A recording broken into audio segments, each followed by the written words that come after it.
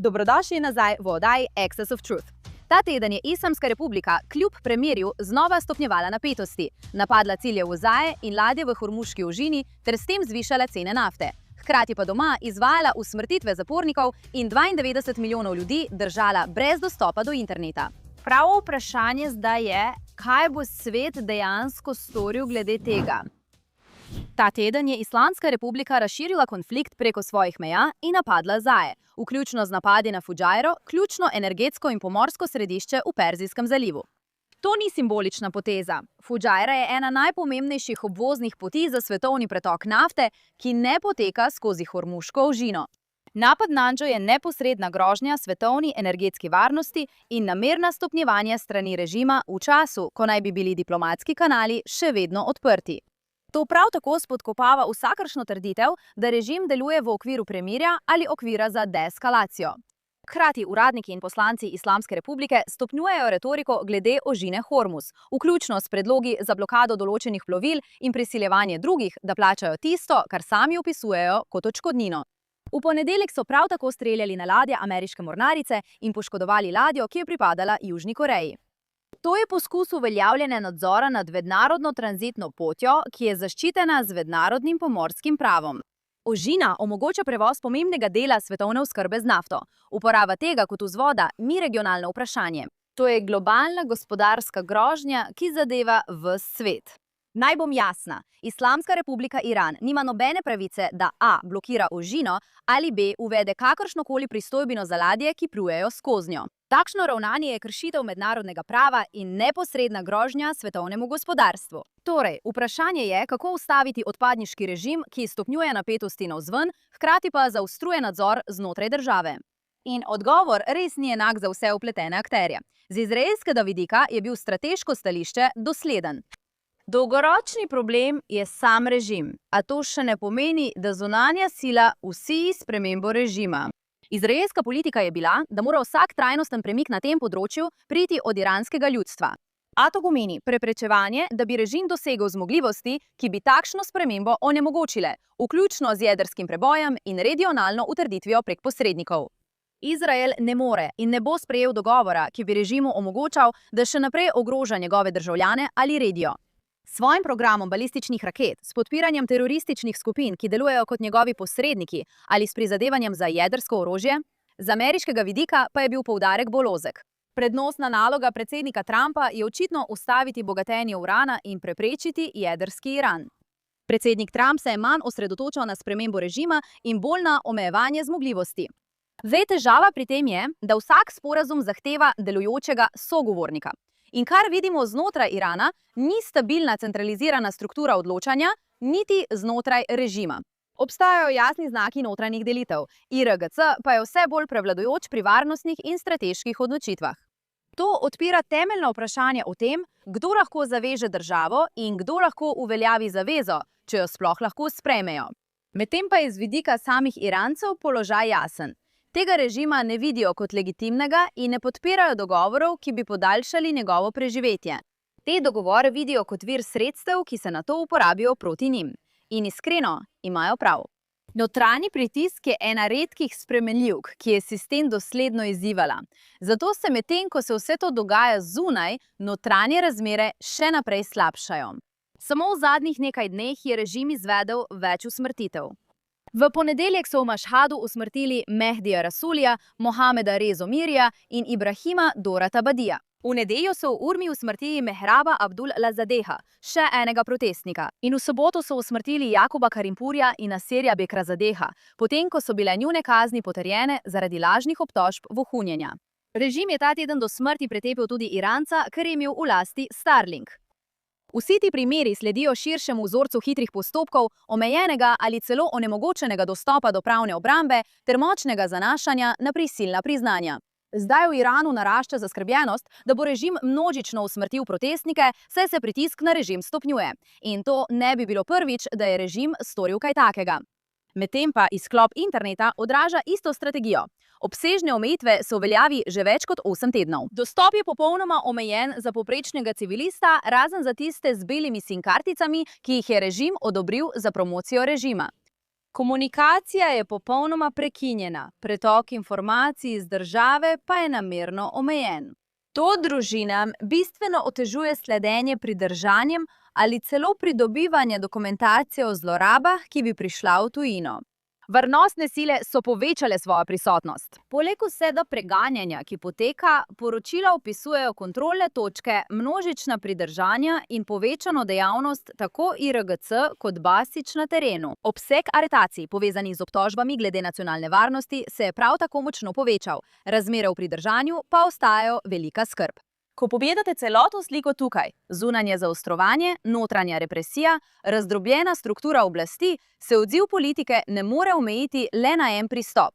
Vojaško odvračanje je ena od sestavin, vendar samo po sebi ne rešuje vprašanja, kako se ta sistem, IRGC, vzdržuje. In tukaj nastopi mednarodna usklajenost, ki trenutno manjka. Prvič, diplomatsko gledano ima države možnosti, ki so premalo izkoriščene. Izgon diplomatskih predstavnikov režima je ena od teh možnosti, še posebej v primerih, ko so veleposlaništva povezana z operativnimi dejavnostmi ali vplivnimi mrežami, kar, če smo iskreni, velja za večino njih. Obstaja tudi vprašanje sodelovanja v mednarodnih institucijah, kot je OZN. Prav prejšnji teden je OZN glasovala, da bo islamski režim podpredsednik konference o neširjenju jedrskega orožja. Da, tako se konferenca dejansko imenuje. Nadaljevanje normalizacije sodelovanja s tem režimom, glede na vse, kar režim počne, daje režimu določeno stopnjo legitimnosti, ki v resnici ne odraža, kako se režim obnaša znotraj države ali navzven. Drugi dejavnik je finančni. Poudarek mora biti na IRGC in povezanih omrežjih, ker te strukture delujejo z milijardami ukradenih dolarjev, ukradenih iz bogastva iranskega naroda, prek paravanskih podjetij, dobrodelnih organizacij in komercialnih subjektov v več državah. Ciljne sankcije sicer obstajajo, vendar sta njihovo izvajanje in širitev popolnoma nedosledna. In potrebujemo identifikacijo premoženja, zaseg in omejitve dostopa do mednarodnih finančnih sistemov, kar so vsa orodja, ki so na voljo tem državam, pa jih preprosto niso uporabile. Pravni in regulativni ukrepi so tukaj prav tako izjemno pomembni. Države lahko in bi morale, kjer je to primerno, preiskovati in kazensko preganjati posameznike in subjekte, ki so vpleteni v pranje denarja, izogibanje sankcijam ali vplivanje. Operacije, ki so povezane z režimom, ki se, iskreno povedano, dogajajo vsak dan, kot lahko vidimo v medijih in na družbenih omrežjih. Medtem ko so številne države že uradno označile IRGC kot teroristično skupino, nekatere, kot je Združeno kraljestvo, tega še niso storile. V teh primerih je politika označevanja del enačbe, ko gre za potopitev tega režima. Kjer IRGC ni uradno označena kot teroristična skupina, ima ta vrzel resnične, praktične posledice za izvrševanje in seveda za pregon.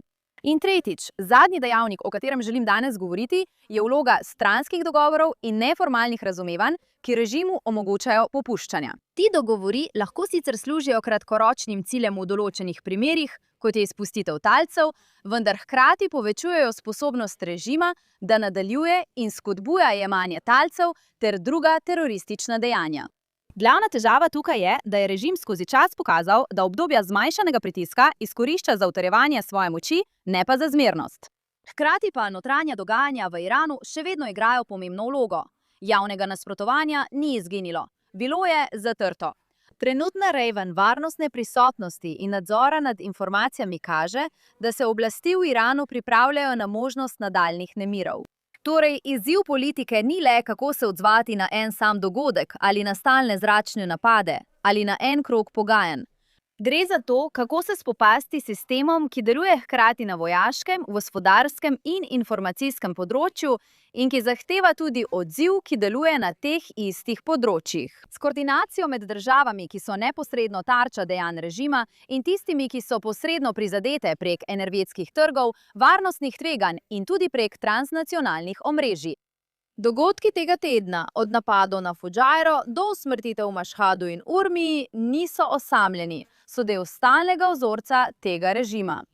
Vprašanje je, ali bo tudi odziv mednarodne skupnosti dosleden. Do zdaj, v zadnjih letih, ni bil zadosten. Vendar pa ima mednarodna skupnost, če uporabi prave mehanizme za uveljavljanje, po mojem mnenju redko priložnost, da zada zelo močan udarec odpadniškemu režimu, ne da bi večina teh držav izstrelila en sam strel. Zdaj pa k naši naslednji zgodbi. V tej oddaji veliko govorimo o iranskih, ruskih in drugih operacijah vplivanja na družbenih omrežjih. Toda ta teden je novinar Eitan Fischberger razkril nekaj, kar bi morali obravnavati kot vprašanje nacionalne varnosti. Turško dezinformacijsko operacijo, ki je usmerjena na angleško govoreči svet, prodira v zahodne medijske ekosisteme in manipulira z ameriško javnostjo. V središču tega je Clash Report, račun, ki ga je verjetno v zadnjih mesecih videl vsak, ki na X spremlja novice o vojni. Objavlja posnetke z dronov, posodobitve o napadih, zemljevide, najnovejše trditve in politični razvoj v angleščini, običajno že v nekaj minutah po dogodkih. Zdaj je prav ta hitrost bistvena, saj cilj ni le poročati o dogodkih, temveč oblikovati prvo različico dogodkov, narativ, še preden ima javnost celoten kontekst. Ta teden je Fischbergerjeva razkrila, da je Clash Report angleška veja turške medijske operacije imenovane GDH. Zdaj zapisi Appleve trgovine App Store povezujejo Clash Report Map in GDH z istim pravnim razvijalcem Monolog Media. Fischbergerjeva je prav tako odkrila notranjo poddomeno z imenom clashreport.gdh.digital, kar pomeni, da je bil Clash Report že del lastne tehnične infrastrukture GDH. Obe domeni uporabljata iste Cloudflare strežnike imen in obe nalagata slike iz istega omrežja za dostavo vsebin, imenovanega GDH. In to ni ohlapna povezava, to je struktura. Medijski ekosistem. A to še ni vse. Clash Report lahko povežemo vse do družine Erdogana. Bodite potrpežljivi z mano. Na javni strani z referencami Monolog Media sta bila navedena le dva zunanja naročnika. Eden od njih je Turgev, osebna dobrodelna fundacija družine Erdogana, ki jo je ustanovil sam Erdogan. Drugi je Tehnofest, državni tehnološki festival v Turčiji. Javni zapisi o certifikatih zdaj kažejo, da je Monolog Media upravljala zaledni strežnik za Tehnofest od februarja 2022 do novembra 2024, pri čemer so bili certifikati obnovljeni vsakih 90 dni, skupno 11krat zapored. Tehnofest organizirata turško ministrstvo za industrijo in tehnologijo ter fundacija T3, ki jo vodi Erdoganov zet, ki je hkrati tudi lastnik vodilnega turškega proizvajalca dronov. Ko vse to združite, gledate na dezinformacijski račun v angleščini, povezan s turškim medijskim podjetjem, ki je povezano s turškimi državnimi mediji, neposredno povezano s Erdoganom in zasnovano tako, da izgleda kot nepristranske novice. In prav tako deluje tuja državna subverzija. Toda osebje, ki stoji za Clash Report, je prav tako problematično. Uredniško osebje in vodstvo imajo jasno in dokazano pristranskost pri pomembnih političnih vprašanjih, ter so sami povezani s turškimi državnimi mediji. Eden izmed njih je obtožil Izrael politike ubijanja otrok, trdil, da je predsednik Trump izgubil stik z realnostjo, trdil, da sta Netanjahu in cionistični lobiji izsiljevala Trumpa, ter širil trditev, da so judovski lobiji kupili 90% ameriškega kongresa. Torej je očitno, da kadar ta ekosistem objavlja o Izraelu, Gazi, Siriji ali kateremkoli od turških regionalnih tekmecev, bo prisotna pristranskost, še posebej pri Gazi in Izraelu, kot smo že videli. Vzorec je jasen v objavah Clash Reporta. Hitre objave, čustveno oblikovanje, trditve, ki Izrael vedno predstavljajo kot agresorja, in stalen tok vsebin, ki zahodno občinstvo usmerja k isti antiizraelski narativi, ki jo turška trenutna vlada zagovarja že leta. Kar zadeva Sirijo, je časovni okvir še bolj razkrivajoč. Clash Report se je aktiviral tisto noč, ko je Turčija začela operacijo Pomladni ščit, potem ko je bilo ubitih 33 turških vojakov. Njegova prva objava je bila o turških dronih, ki napadajo cilje sirskega režima. In naslednji dan je imel račun, ki 5 let ni objavil ničesar, 49.200 sledilcev. In ta začetek je ena glavnih rdečih zastavic v tej celotni enačbi. Uporabniško ime je bilo ustvarjeno maja 2015. Nato je skoraj 5 let mirovalo, potem pa je bilo aktivirano 28. februarja 2020. Ista noč je Turčija začela eno svojih najpomembnejših vojaških operacij. Običajna organska rast ne more pojasniti, kako je račun po več letih neaktivnosti v enem dnevu prišel do več kot 49.000 sledilcev. Še posebej, ker se je njegova prva objava naključno zgodila ravno ob veliki turški vojaški operaciji. Od takrat Clash Report ponavlja ta vzorec. Objave v angleščini v nekaj minutah po dogodkih, vključno s temi posnetki dronov, posodobitvami napadov in najnovejšimi trditvami. V praksi to pomeni, da si lastijo pripoved tako, da zgodbo opredelijo, še preden so na voljo okoliščine. In nato sledi še ojačanje. Ker so bili prvi In zaradi narave algoritmov družbenih omrežij so vsebine Clash Reporta delili zahodni novinarji, tiskovne agencije, vplivneži, podcasterji, tehnološki strokovnjaki, politiki in celo vladni predstavniki. Torej, to ni ostalo na obrobju družbenih omrežij. Neposredno se je preselilo v zahodni informacijski ekosistem, kar je pravzaprav njihov cilj. Tuje državne subverzije ni treba ustvarjati lažnih objav. Lahko uporabi resnične posnetke, resnične zemljevide in včasih celo resnične informacije, da manipulira z ameriškim javnim mnenjem in oblikuje zgodbo s hitrostjo, načinom predstavitve in izpuščanjem informacij. Clash Report si je pridobil veliko zaupanja s svojo hitrostjo, nato pa je to zaupanje uporabil, da je poskušal vsiliti način prikaza, ki ustreza turškim interesom. To je tuje vmešavanje v informacijski prostor in tako ga je treba tudi obravnavati, ter se ga tako tudi lotiti in ga reševati. In zdaj prehajamo na dobro, slabo in grdo, začenjamo pa slabo zgodbo tega tedna. Performativni aktivizem v svoji najboljši obliki. Včeraj se je na družbenih omrežjih pojavil popolnoma smešen video dveh neumnim aktivistk iz flotile, ki sta plesali erotično. No, skopo oblečeni kot teroristki. Pozivata k izpustitvi svojih ogabnih sodelavcev, Tiaga Avile in brazilskega protiizraelskega fanatika, ter tudi španskega državljana Saifa Abu Kesheka. Zdaj bi res rada videla, da bi ti idioti poskusili ta podvig v Gazi. In res mislim, da bi jih morali spustiti noter ter videti, kako bi družba pod nadzorom islamističnega Hamasa sprejela takšen videz. Srečno jim želim. V vsakem primeru si poglejmo malo več o teh dveh aktivistih flotile, ki jo trenutno pridržuje Izrael. In ne, ni zato, ker sta aktivista. To je zato, ker naj bi imela dejanske povezave s terorističnimi organizacijami. Avila ni neka naključna prostovoljka. On je večkratni kršitelj v zvezi s flotilami, ki je organiziral več kot eno izmed njih. Prav tako ga sumijo povezav s terorističnimi organizacijami in so ga zaradi varnostnih razlogov označile celo druge države. Abu Keshek ni nič boljši. Domnevno ima povezave z mrežami povezanimi s Hamasom, vključno z dejavnostmi, ki so opisane kot del podporne infrastrukture, ki deluje pod civilno krinko. Nekako podobno kot celotna zlovešča flotilja, ki naj bi v prvi vrsti prinesla humanitarno pomoč v Gazo, a se je na koncu izkazala za škandalozno seks ladjo, polno obtožb o spolnem nadlegovanju. Kakorkoli, res ne more biti bolj neumno kot pri takih dekletih. In zdaj prehajamo na grdo zgodbo tedna. In res imamo tukaj grdo situacijo z Bushro Sheikh, o kateri sem v tej oddaji že nekajkrat govorila. Ko sem razkrila, kako Islamska republika plačuje zahodnim vplivnežem, da pridejo v Iran, potujejo pod nadzorom režima in ustvarjajo propagando za Zahod. No, očitno je ta program vplivnežev režima spet v pogonu, saj se je več teh aktivistov zdaj vrnilo v Iran, vključno z britansko-pakistansko Bushro Sheikh. In to res ne bi moglo priti ob bolj ogabnem času. Iranci že več kot 8 tednov živijo pod hudimi omejitvami interneta. Ta teden je bil en Iranec pretepen do smrti, ker je imel Starlink. A Bushra Sheikh je imela drznost objaviti iz Irana, da ljudi zunaj države bolj moti omejen dostop do interneta kot same Irance. Si resna? To ni novinarstvo, Bushra. To je olepševanje režima s tvojo selfie kamero. In mislim, da se ti bodo stvari morda še bolj zapletle, Bushra, ker je, kolikor vemo, ta teden Daily Mail poročal, da je Bushra zdaj pod protiterorističnim drobnogledom. Potem, ko je sama delila video, v katerem se je oglasila na provladnem shodu v Iranu, kjer so bile povsod zastave Hezbolaha in režima. Skrbi glede tega seveda vključujejo morebitne kršitve britanskega zakona o protiterorizmu, pa tudi zakona o nacionalni varnosti, vključno z obtožbami, da je podpirala teroristično skupino ali delovala po navodilih Irana brez registracije.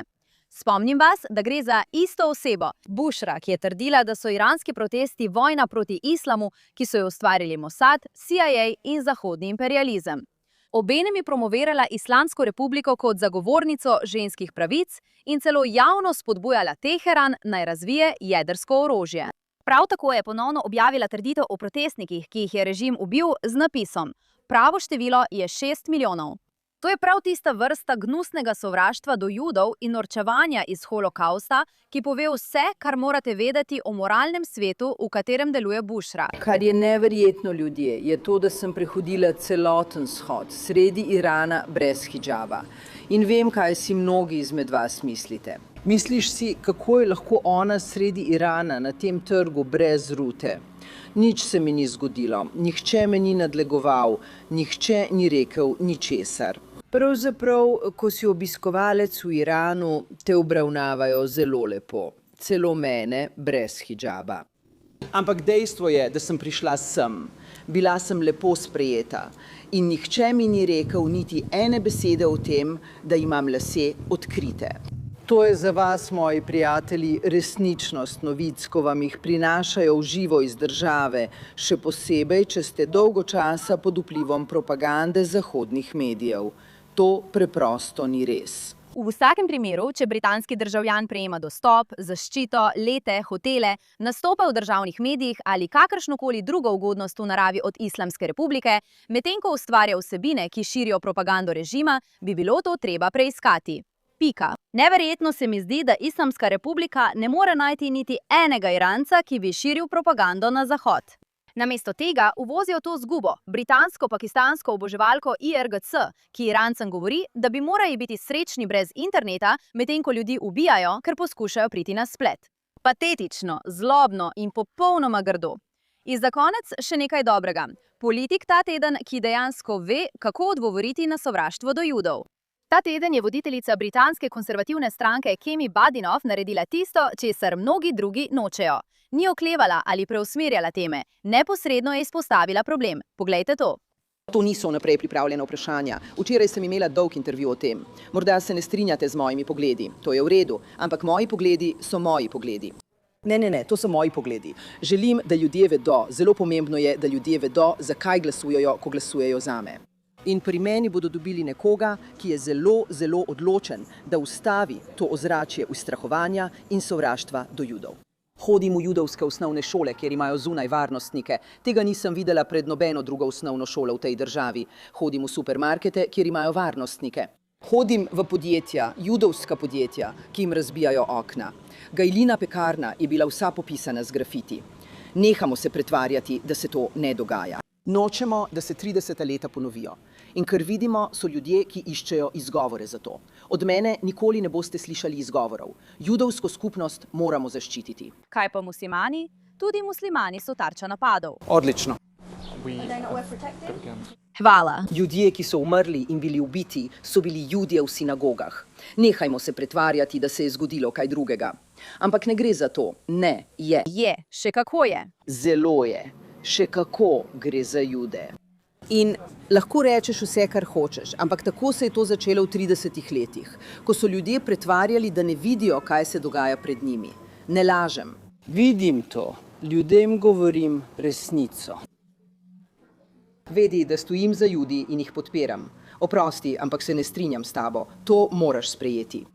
Ja, to je škoda. To je res škoda. Ljudje vedo, kje stojim in ne bom se pustila zastraševati. Ne grem. Ne. Jaz sem desnica. Jaz sem desnica. In zelo sem ponosna, da sem na desnici. Ne prilizujem se skrajni desnici. Kar počnem je podpora. Ne. Kar počnem je, da podpiram Jude in jih branim pred nevednostjo, ki jo širijo ljudje kot si ti.